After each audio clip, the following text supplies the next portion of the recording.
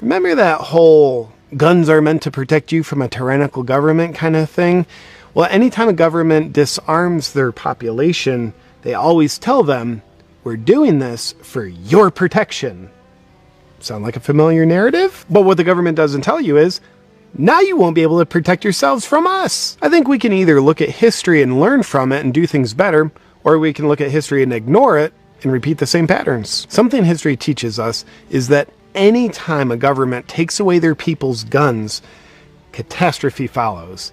I wish this wasn't the case, but it's a true pattern in history. For example, consider these shocking historical facts about what happens when a government disarms their population. In 1911, Turkey established gun control. Then from 1915 to 1917, 1.5 million Armenians, unable to defend themselves, were rounded up and exterminated. In 1929, the Soviet Union established gun control. Then from 1923 to 1953, about 20 million dissidents, unable to defend themselves, were rounded up and exterminated. China established gun control in 1935.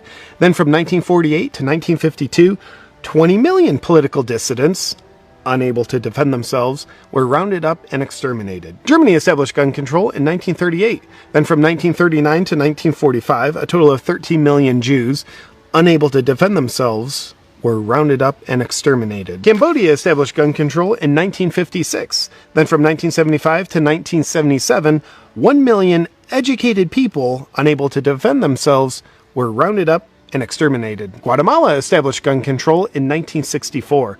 Then from 1964 to 1981, 100,000 Mayan Indians, unable to defend themselves, were rounded up and exterminated. Uganda established gun control in 1970. Then from 1971 to 1979, 300,000 Christians, unable to defend themselves, were rounded up and exterminated. 56 million people were rounded up and exterminated in the 20th century because of gun control.